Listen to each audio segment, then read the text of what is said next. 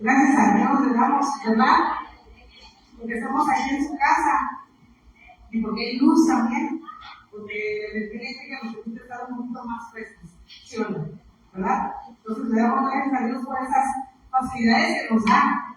Aunque no sé si de aquí alguno de los que son de, no sé, de 35 años para acá, recuerdan cuando había reuniones en las iglesias, no había aire acondicionado, ¿verdad?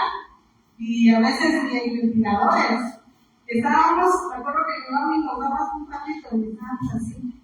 Y yo cuando era chiquita decía, pero si el gato no me echa aire, o sea, yo creo que quería que estuviera en automático, no sé.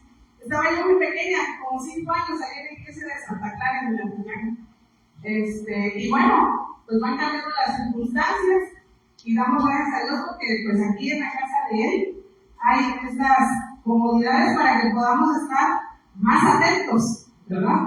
Para que no haya distracciones y para que la palabra de Dios, como siempre, salga triunfante. Vamos a hacer una oración, hermanos. Por cierto que el tema es una oración contemplativa, como un gran paréntesis dentro de este tema que es la oración. Les invito, hermanos, a que miremos nosotros. Bendito Dios que estás en los cielos, santo y bendito es tu nombre, Señor. Gracias, Padre, por tu palabra. Te pedimos, por favor, Señor, que la podamos leer con entendimiento y con el deseo en el corazón de reflexionar y aprender. Quédate, por favor, con nosotros. Te lo pedimos en el nombre santo de nuestro Señor Jesús. Amén. ¿Alguien recuerda la lectura bíblica? Y es que si nosotros nos vamos a la lectura bíblica de esta tarde, podríamos decir que con eso nos bastaría para saber cómo debemos orar. Esta primera parte del tema, hermanos, vamos a hablar de lo que es la oración. Por definición general, a la luz de las Escrituras y cómo son las características de la oración, bíblicamente hablando.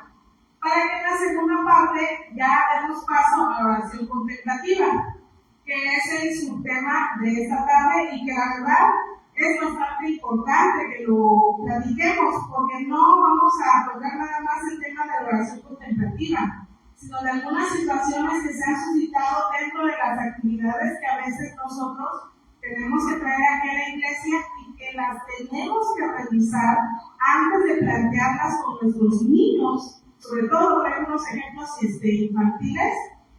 También vamos a hablar un poquito el tema de lo que son los cantos contemplativos y de estas reuniones que a veces se pueden llegar a dar con la intención de recibir una comunicación de Dios por alguna actitud o conducta que nosotros tengamos en esa reunión. Dicho sea de paso, también hay algunas situaciones como lo es levantar a fuerzas las manos para recibir la unción.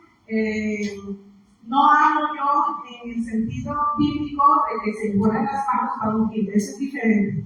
Estoy hablando de lo que son las conductas que a veces se llevan a cabo agregando la oración en público cuando estamos en alguna actividad, no sé qué les gusta, a lo mejor un congreso o alguna actividad juvenil.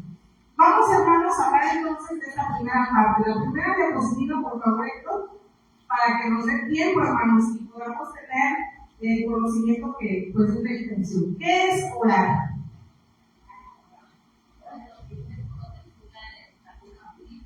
Ajá. De hecho, esa es la tema que traigo aquí. Eso sería tomando en cuenta lo que dice el espíritu de profecía, ¿no? Vamos a ver la primera diapositiva, hermanos. Orar. El camino a Cristo dice que orar es el acto de abrir nuestro corazón y simplemente platicar. Es la manera en que nosotros nos comunicamos con nuestro Dios, con nuestro Hacedor. Esa es la definición más sencilla y entendible. Hasta un pequeñito de 5 años lo puede entender. Cuando un niño tiene alguna situación difícil, si mamá le dice, arrodíllate y cuéntaselo a Jesús, a nuestro Dios, el niño va a entender que es platicar con alguien, que es la manera en la que nosotros nos comunicamos a nuestro Padre Dios. La siguiente diapositiva, Héctor, por favor.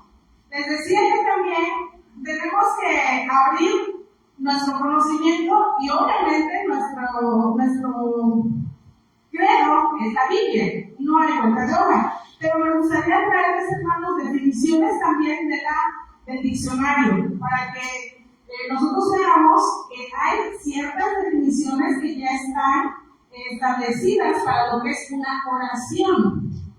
La Real Academia Española menciona que una oración es una obra, fíjense qué interesante, de elocuencia. ¿Qué más, hermanos? Razonamiento pronunciado en público a fin de persuadir a los oyentes o mover su ánimo. A veces, por ejemplo, una servidora en este momento estoy fungiendo el papel de una oradora, ¿no? Porque les estoy trayendo cierto tema para quizás influir en su estado de ánimo o en sus conocimientos. Pero ustedes se tienen que aplicar, hermanos, razonamiento, ¿sí? Porque no todo lo que dice un orador es apropiado. Ahora bien, hablando de la oración como el método de comunicarnos a nuestro Padre, ¿cómo deben ser nuestras oraciones? ¿Repeticiones vanas?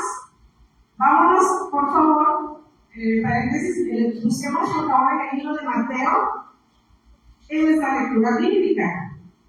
Pero vamos a leer unos versículos antes. Mateo 6, 5 y 6 nos menciona, al 7, nos menciona cómo es que tenemos que orar, pero más que nada, cómo es que no se debe hacer. Leamos, hermanos, y aprendamos. Mateo 6, 5 al 7. Dice, y cuando ores, no seas como los hipócritas, porque ellos aman el orar en pie en las sinagogas y en las esquinas de las calles para ser vistos de los hombres. De cierto os digo que ya tienen su recompensa. Entonces, número uno, en nuestras oraciones no tiene que haber hipocresía. Ok, versículo 6. Mas tú, cuando ores, entra en tu aposento y cerrada la puerta, ora a tu Padre que está en secreto, y tu Padre que ve en lo secreto te recompensará en público. Aquí estamos hablando de la oración personal, ¿sí? Por eso menciono que tiene que ser dentro de nuestra recámara, ¿de acuerdo? Número 7, versículo 7 dice, y orando no uséis vanas repeticiones, como los gentiles, que piensan que por su palabrería serán oídos. Es decir, la oración debe ser elocuente, debe ser con raciocinio de lo que estamos diciendo, y aparte, ya comparando lo que es, o más que nada, haciendo contrastando, exactamente, contrastando la definición de la Real Academia Española con lo que encontramos en la Biblia, estamos viendo que las repeticiones son oraciones. No, las repeticiones vendrían siendo ¿qué cosa? Algo parecido a qué? Como a rezos, ¿no? Decimos la misma palabra, la misma frase o el mismo párrafo más de una vez, 2, 3 veces, y empieza a ser una palabrería que no tiene ni sentido. Y nosotros, al hacer eso, estamos tanto fuera de lo que es el aspecto bíblico de la oración y de lo que es orar, y también de la definición general de una oración. De acuerdo al diccionario bíblico, vemos que es un diálogo franco y sincero con Dios. Si nos damos cuenta, esta premisa se relaciona a lo que leímos en la gema del Camino a Cristo, que menciona la forma inspirada que la oración es el acto de abrir nuestro corazón a Dios y hablar con Él como hablar con un amigo. Y fíjense qué bonito el diccionario bíblico dice que es un diálogo franco, es decir, podemos nosotros decirle todo, porque Jehová sabe lo que sentimos antes que le digamos, pero Él lo que quiere de nosotros es que nos comuniquemos con Él y lo hagamos de esa manera, de manera sincera. Un momento íntimo y personal entre un creyente y su Dios. Como es un diccionario bíblico que se puede usar o aplicar a diversas religiones, por eso mencionan a Dios con D minúscula. Pero nosotros nos damos cuenta que en general la descripción de este diccionario tanto se relaciona perfecto con el de la Real Academia Española y con lo que dicen las Escrituras, sobre todo en el versículo 7 del capítulo 6 de Mateo, que menciona que no usemos vanas repeticiones. Entonces, hasta este punto, ya estamos viendo que es una oración. Vamos a la siguiente diapositiva, Héctor, por favor. Fíjense, esto se encuentra también en el prefacio del libro de la oración. Dice así: la oración es el canal de comunicación entre nosotros y Dios. No hay ninguna otra manera, hermanos. No hay cartas, no hay, no sé, que cierre yo los ojos y que me imagine un campo y que piense yo que estoy en ese campo. Más adelante lo vamos a ver, ya cuando hablemos de la oración contemplativa. De esa manera no es la forma en la que Dios nos dice que nos comuniquemos con Él. En todo Mateo 6, en esa parte que habla sobre Jesús y que nos enseñó cómo se ora, estamos viendo que es solamente directo a nuestro Padre Celestial. Y fíjense cómo menciona más aquí. Dice, Dios nos habla por medio de ¿qué? De su palabra. Nosotros le respondemos por medio de la oración. Y Él siempre nos escucha. No podemos cansarnos, no lo podemos abrumar. ¿Por qué? Porque pues Él nos ama, ¿no? Y además, cuando nuestras palabras son con juicio y raciocinio, pues obviamente tenemos un Dios amoroso y que nos escucha. Entonces, hasta ahorita, la pregunta es, ¿cómo nos comunicamos nosotros con nuestro Dios? A través de la oración. Punto. Hasta ahorita, ¿cómo se comunica Dios con nosotros? Hasta ahorita, a través de su palabra. Siguiente diapositiva, por favor, Héctor. Y aquí viene la otra forma en la que nuestro Dios se comunica con nosotros. Dice así: la naturaleza habla sin cesar a nuestros sentidos. El corazón que esté preparado quedará impresionado por el amor y la gloria de Dios, según revelan las obras de sus manos. ¿Cuántos de aquí hemos estado en algún lugar que nos maravilla mucho por la creación? Yo creo que más de uno, ¿verdad? Yo he estado en lugares muy bonitos, muy alejados de esta zona, que hasta cuando he platicado digo, es increíble cómo es que hay seres humanos allá en la sierra que van a recargar todavía con juguetitas agarradas con palitos, así como una vara, ¿no? Pero son lugares tan hermosos y nuestro Dios nos habla a través de eso. Hay lugares más impresionantes quizás. No sé si alguien de aquí lo ve, un volcán, cascadas. Y es maravilloso cómo es que nuestro Dios a través de la naturaleza nos habla. Tan fácil y sencillo como subir a la azotea y ver un amanecer. Sin que tome en cuenta los cables de luz y los postes. Si usted se dedica solamente a ver el amanecer, podemos ver que nuestro Dios, a través de su naturaleza, se comunica con nosotros. Sigue diciendo, el oído atento puede escuchar y entender las comunicaciones de Dios por las cosas de la naturaleza. Dios nos habla también en su palabra. En ella tenemos, en líneas más claras, la revelación de su carácter. Vamos a buscar, por favor, hermanos, en el libro de Juan, en el capítulo 5, y vamos a leer el versículo 39. Juan 5, 39. Para concluir esta parte, de la manera en la que nuestro Dios se comunica con nosotros. Dice, Juan 5:39, escudriñad las Escrituras, porque a vosotros os parece que en ellas tendréis la vida eterna, y ellas son las que dan testimonio de mí. ¿Quién dijo esas palabras? Nuestro Señor Jesucristo. Ahora, vamos a volver a leerlo con muchísimo más atención. Dice la primera parte, escudriñar las Escrituras. Es decir, no es solo leer por leer, es analizar lo que estamos leyendo. Cuando nosotros analizamos, investigamos y aprendemos algo de las Escrituras, a eso se le denomina meditación. Y ustedes dirán, oiga, pero yo sabía que meditar es cerrar mis ojos y meditar, ¿no? Hasta el canto lo dice, meditar en Jesús. ¿Lo han escuchado, no? Pero ese canto tiene fundamento bíblico, hermanos, no se extrañen. El asunto es que nuestro concepto de meditación está a veces equivocado. Y creemos que meditar en Jesús o meditar en su palabra es tomar la Biblia, cerrar los ojos y empezar a pensar en el versículo y ver qué me enseña el versículo. Ok, sí es cierto. Es parte de leer y escudriñar, quizás entender el versículo que estoy leyendo, pero no es ensimismarme o abandonar lo que es todo mi exterior para concentrarme en una línea en particular y empezar a querer estar dentro del texto. Más adelante lo vamos a ver con más claridad. A lo mejor soy un poquito confuso ahorita, pero más adelante vamos a ver de qué se trata eso que les estoy tratando de decir ahora. Lo que quiero que quede claro es que el concepto de meditación en el aspecto bíblico no es cerrar ojos y orar. Meditar está aquí bien claro. Meditar es escudriñar las Escrituras. Vamos a ver la siguiente parte, por favor.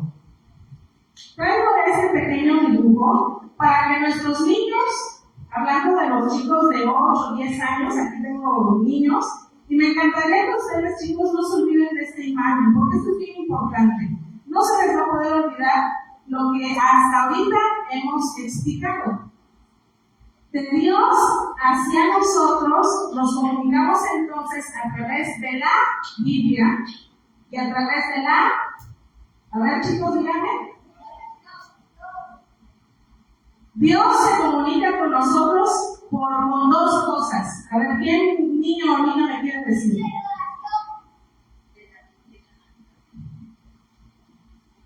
A ver, ¿qué leemos ahí? Fuerte, Alexis. Entonces, Dios se comunica con nosotros a través de las Escrituras y la naturaleza. Ahora, nosotros nos comunicamos con Dios, ¿de qué manera? De la oración. Eso es todo. Y ahí podríamos terminar quizás este tema. El asunto es, hermanos, que hay algunas cosas que se están inquietando. Dale un clic, Héctor, por favor. Desde la perspectiva bíblica. Otra vez, vámonos a Mateo capítulo 6. Y ahora lo traigo en forma de bosquejo. Ya vimos ahorita cómo se comunica Dios con nosotros y viceversa nosotros hacia nuestro Padre. Ahora, hablando del ejemplo y de la manera en la que Jesús nos dijo que debemos orar, fíjense qué bonito e interesante. Yo ahorita lo bosquejé en esta forma. Los primeros cuadros son sobre Mateo. Y la última parte, obviamente nuestro Señor Jesús la mencionó, pero en otro texto bíblico. Y las tres partes forman en conjunto la manera de orar. Fundamento bíblico de cómo se ora. A veces no es con intención, oramos y dirigimos la oración a Jesús. Señor Jesús, te damos gracias. ¿Tendrá fundamento bíblico eso? No. Y aunque lo hacemos con amor, y seguramente nuestro Padre Dios es tan amoroso que entiende nuestra ignorancia, que no es porque a lo mejor lo queremos hacer a propósito. Pero por eso es importante meditar y estudiar las Escrituras. A veces yo he escuchado que alguien dice: te lo pedimos, por favor, Espíritu Santo. ¿Lo han oído ustedes? Que le oran al Espíritu Santo. ¿Es fundamento bíblico eso? Tampoco, hermanos. Hay una manera en la que el Señor Jesús estableció de cómo nos tenemos que comunicar con el Padre. Y ustedes dirán, ¿y eso qué tiene que ver con la acción contemplativa? Es que más adelante lo vamos a ver.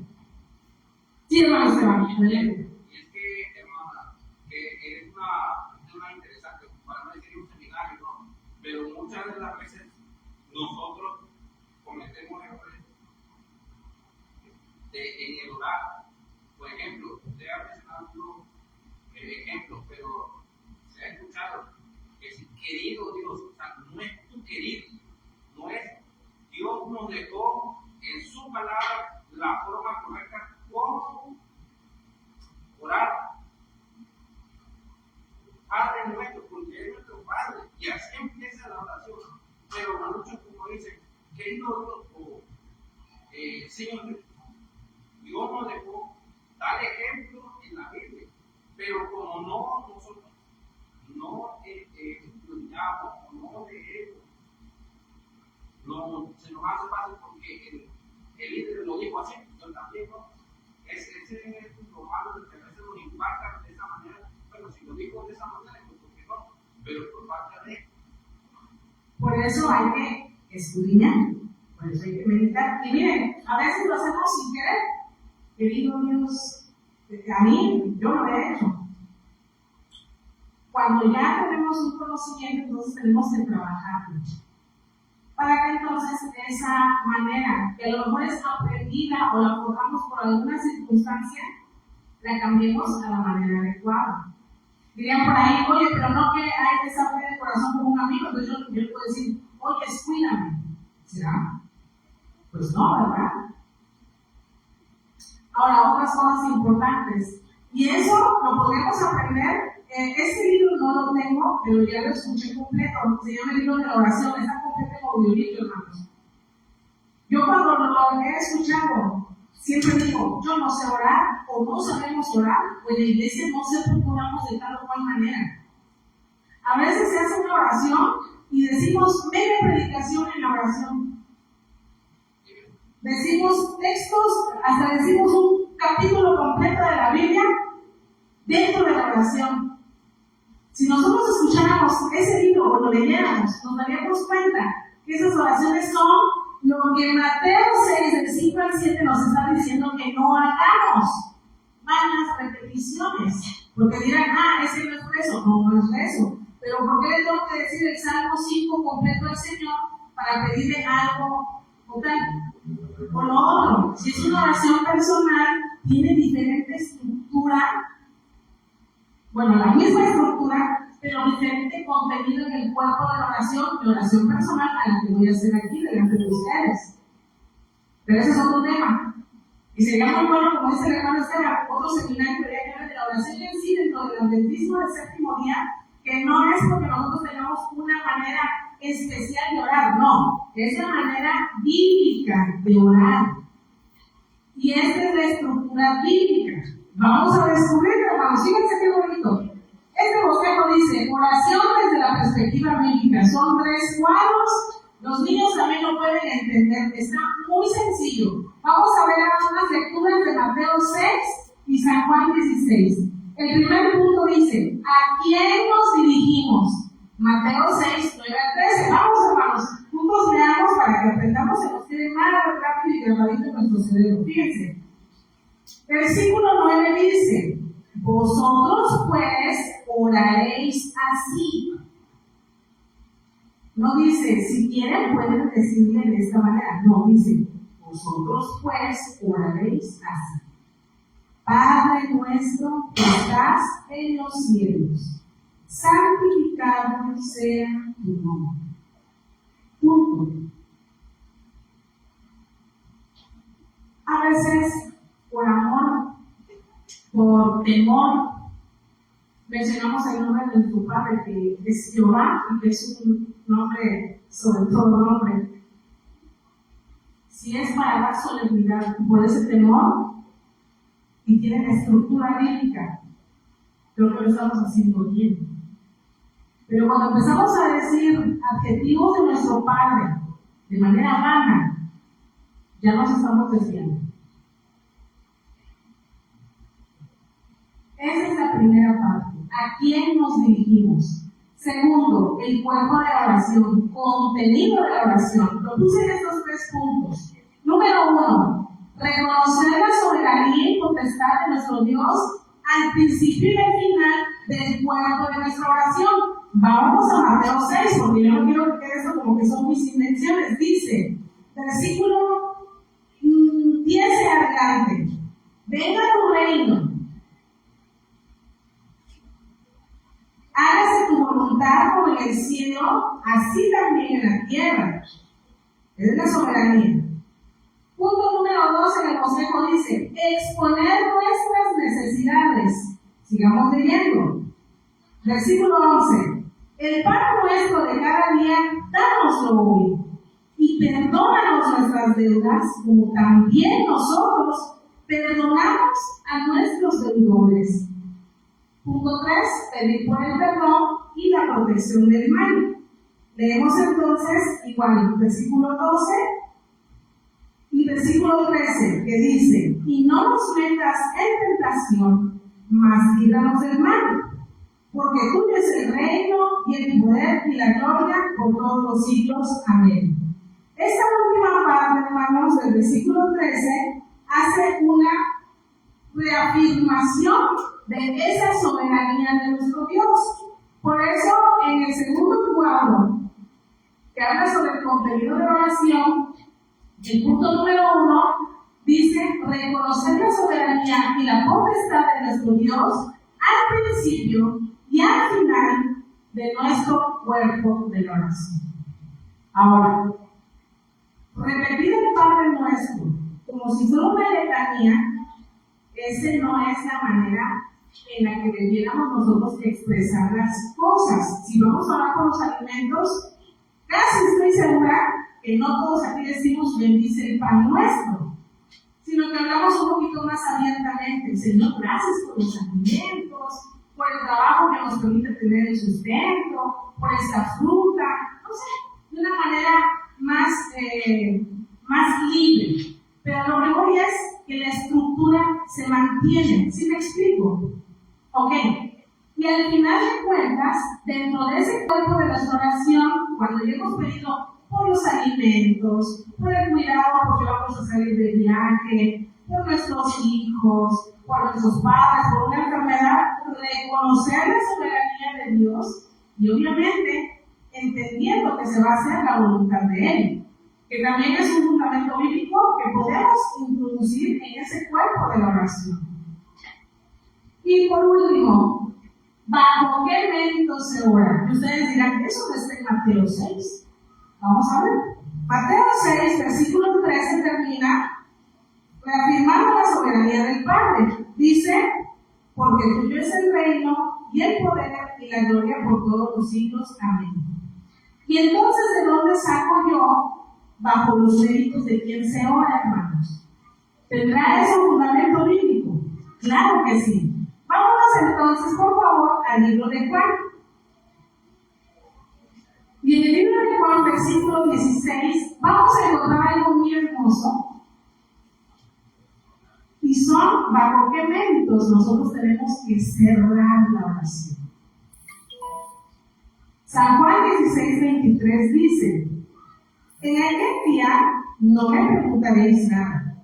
De cierto os digo, que todo cuanto pidiereis al Padre en mi nombre, os lo dará.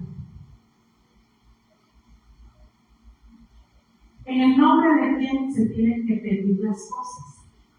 En el nombre de nuestro Señor Jesucristo. Entonces, cuando oremos, en primera instancia, 5, 6 y 7 del capítulo 6 de Mateo, repasarlos, para que hagamos nuestra oración más hermosa todavía, con mayor entendimiento, evitando repetir cuestiones que quizás nada más son estribillos que los conocemos y nos va a decirlos. Pero esta estructura bíblica, hermanos, es muy importante que la podamos conocer y practicar, para que cuando nosotros veamos cómo es que se están introduciendo algunas situaciones, y no solo en cuanto a la oración, les repito, sino también la manera que yo les puedo dar a conocer alguna historia, y más adelante lo vamos a ver, nos vamos a dar cuenta que hay algunas cosas que nos pueden inquietar, pero nos van a inquietar si sabemos la verdad. Si no la conocemos, le aseguro que a usted le va a encantar la manera en que ora cualquier persona y que dice, yo levanto mi mano y siento como el Espíritu de Dios entra en mi cuerpo. ¿Y qué es lo que sucede en algunas religiones? Se cree eso, que a la hora que se está orando se introduce, se mueve el Espíritu, agita nuestros corazones. Eso no es bíblico, hermanos. Las maneras en las que nuestro Dios nos habla ya las hemos mencionado, y es a través de su palabra, y vamos a entender solamente su palabra si la meditamos, la escudriñamos, y a través de la naturaleza. Vamos a dar la siguiente diapositiva, Héctor, por favor. Hasta ahorita, ¿hay algún comentario de ustedes, hermanos, que quieran decir en este momento? ¿Sí se está comprendiendo entonces, por definición, qué es la oración? ¿Cuáles son los elementos de una oración cuando se estructura? Y a continuación vamos a entrar con lo que es la oración contemplativa. Les voy a dar una probadita nada más de lo que vamos a hablar. Dale esto, por favor. La oración contemplativa. Vamos a ver cómo se ha tergiversado en lo que es esta estructura de la oración que vimos en Mateo 6 y aparte de San Juan 5 con las palabras de nuestro Señor Jesús, y vemos que en algunos lugares se ha considerado que las palabras de nuestro Señor en Juan 17, vamos a buscarlo por favor porque esto es importante que lo veamos. San Juan capítulo 17 versículos 22 y 23. Es lo que les traigo, hermanos. En cada diapositiva puse las fuentes, porque si en algún momento hay alguna persona que tenga interés, a lo mejor no profesa nuestra fe, podemos decirle que está en esa fuente. Esta, por ejemplo, es una página que se llama contemplativos.com, espiritualidad, introducción a la oración contemplativa, que es una página de la Hermandad Católica. Y ahí, hermanos, es una información, es muchísima información, hermanos. Pero en particular me llama la atención que se mencionan algunas partes donde nuestro Señor Jesús menciona que Él, cuando ora por sus discípulos, vamos, no les quiero hablar más. Juan 17, vamos a ver. ¿De qué se trata San Juan 17? Dice, Jesús ora por sus discípulos, y en particular, versículos 22 y 23. Dice, la gloria que me diste, yo les he dado, para que sean uno, así como nosotros somos uno. Yo en ellos y tú en mí, para que sean perfectos en unidad, para que el mundo conozca que tú me enviaste y que los has amado a ellos, como también a mí me has amado. Estos dos versículos leí en esta información que lo toman como el fundamento bíblico de la oración contemplativa, de que nuestro Señor Jesús ahí le está pidiendo a nuestro Padre el poder estar dentro de nosotros, algo parecido a la transustanciación, donde se ocupa también, de cierta manera, las palabras que están en la Biblia de nuestro Señor, que dice que su carne es verdadera carne y su sangre es verdadera sangre. Pero la transustanciación, como tal, en el proceso de lo que se llama Eucaristía, no tiene un fundamento bíblico. El único ritual que tiene fundamento bíblico y que no habla de manera literal, ni siquiera nos está haciendo alusión a que se convierte en pan por la carne de Cristo, es la Santa Cena. Y nosotros hacemos el ritual de la Santa Cena, pero también ese es otro tema. Nada más les quiero mencionar este pequeño paréntesis para que vayamos viendo cómo es que se tergiversa la descripción de oración bíblica cuando queremos acomodar la contemplación dentro de esa estructura que ya analizamos hace un momento. No es que Jesús quiere estar dentro de mí cuando hago una oración.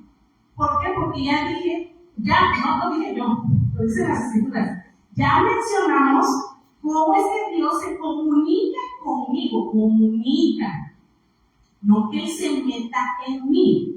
Recordemos que cuando nosotros somos templo del Espíritu Santo, entonces es bíblico, porque el Espíritu Santo obra en nosotros, siempre y cuando tengamos apertura a. Sigamos leyendo. Dice, se basa en nuestra receptividad a la acción inmediata y directa de Dios en nosotros. Esa es la definición de la oración contemplativa. Es decir, en el momento que usted lo quiere, el Señor va a actuar en ese momento, le va a contestar, o usted lo va a sentir, o usted va a percibir su poder. No significa, no quiero que nos vayamos tristes y digamos, no, es que si no, por ejemplo, ya dijo la hermana que pues ahora no voy a recibir poder. No, claro que sí, la oración nos da poder, claro que sí. Pero no estamos hablando de que yo voy a orar y se va a introducir en mí el poder del Señor y va a actuar de cierta manera contemplativa, donde yo voy a tener ciertas experiencias que ya tienen que ver con nueva era y con algunas circunstancias que tienen fundamento en otras religiones, que no tienen nada que ver con cuestiones bíblicas.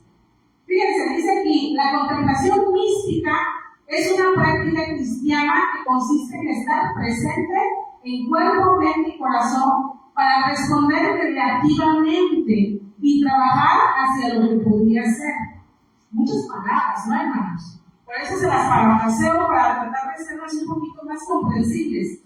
Es una forma de ser desde el corazón que permite recibir y responder al amor de Dios en cada momento. Háganme cuenta, en algunos de los ejemplos que vamos a ver,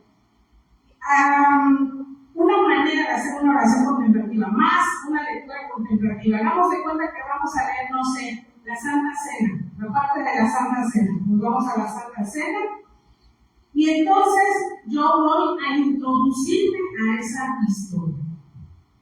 Yo voy a decidir quién soy. ¿Será que quiero ser Judas? ¿O quiero ser Juan? ¿O quiero ser Pedro? ¿O quiero ser nada más un expectante? Y entonces empiezo a meditar, pero a meditar no en la descripción que ya mencionamos de escudriñar las Escrituras, sino en esta meditación que tiene que ver con meditación trascendental. Estar yo formando parte de esa lectura, de esa historia, como si yo fuera también protagonista. ¿Sí me explico? Y entonces yo empiezo a leer el relato de la Santa Cena y me hago parte de esa historia. Y entonces me pregunto, esta parte de la vida de Jesús, ¿qué enseñanza me trae? ¿Qué estoy escuchando? ¿Qué estoy oyendo? ¿Huelo el pan? ¿Huelo tal cosa? ¿Qué había pensado tal? Entonces empieza la mente a tener otro tipo de procesos. Esta es una de las maneras en las que se hace oración contemplativa, porque les repito, es muchísimo el material, muchísimo. ¿Cuáles son los peligros? ¿O a qué nos estamos enfrentando con la oración contemplativa?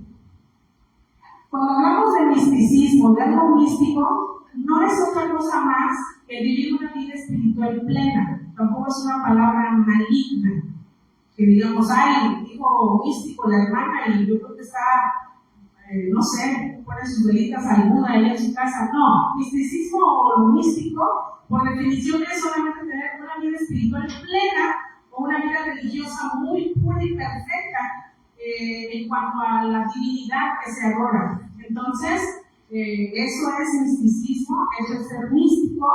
Pero ya cuando hablamos de un lenguaje contemplativo, ya se está viendo otro trasfondo que tiene que ver con la nueva era.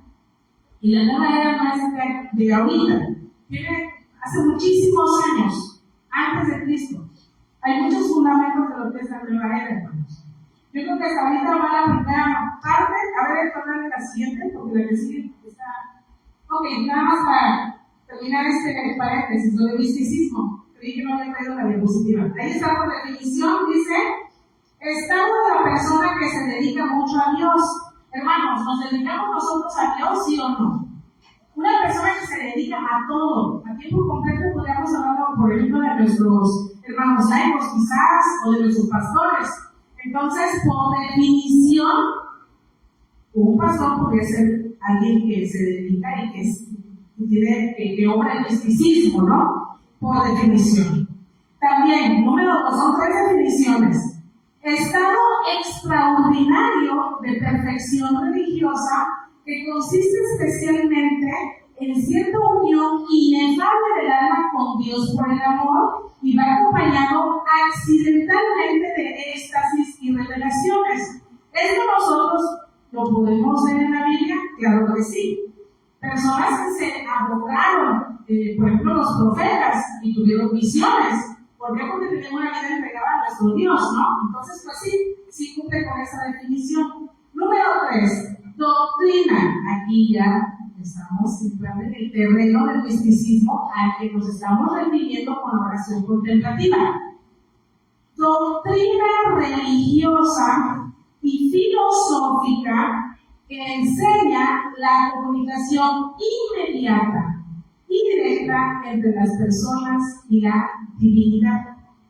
De eso se trata la oración contemplativa, de tener como una relación muy íntima ya con nuestro Padre Dios al momento en que estamos orando.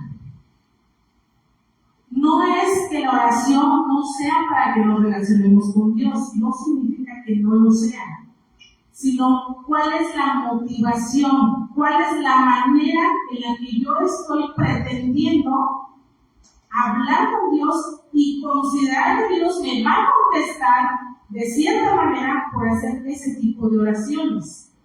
Héctor, va a la siguiente diapositiva, por favor. La siguiente. Esta está en una página que se llama, fíjense qué interesante, de la oración contemplativa hay algunos personajes muy conocidos dentro de lo que es el catolicismo. Entre ellos está Ignacio de Loyola, que por cierto también fue el fundador de la orden jesuita, y aquí en particular traigo de Santa Teresa de Ávila, o Teresa de Ávila, que la consideran una santa dentro de esta iglesia. Esta página está muy interesante, se llama Santa Teresa de Ávila y la ciencia del yoga. Y es que resulta que el yoga es un fundamento para la oración contemplativa. Y ustedes dirán, ¿y quién nació primero, Santa Teresa o Buda? Pues Buda es súper antiguísimo, Santa Teresa es de 1500 y algo, y Buda del año 437, creo que nació en Siddhartha Gautama, ya no me acuerdo.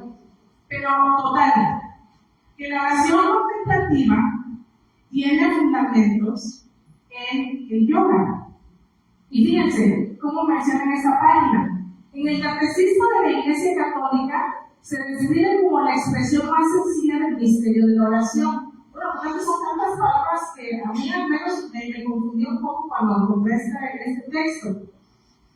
Místicos cristianos como San Juan de la Cruz, Santo Tomás de Aquino y Teresa de Ávila experimentaron esta conciencia trascendental.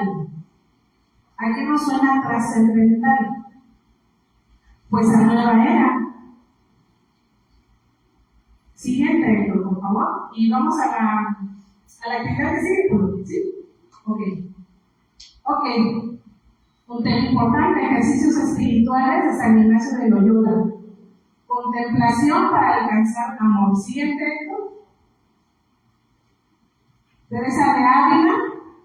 Esta mujer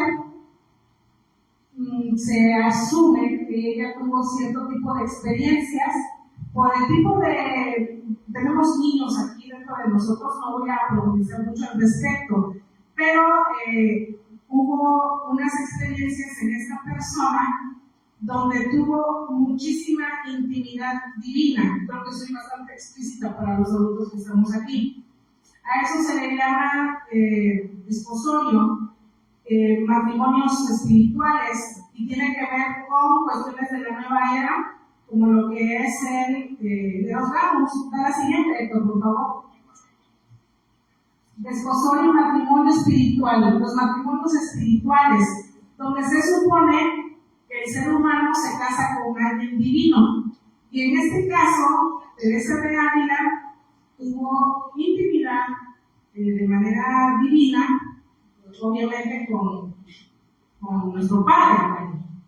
Y de hecho hay una escultura muy famosa, ahora se la voy a mostrar, donde la inspiración para esa escultura pues es precisamente palabras de ella al respecto de estas experiencias místicas. Pero ya tiene que ver con la definición filosófica o doctrina filosófica.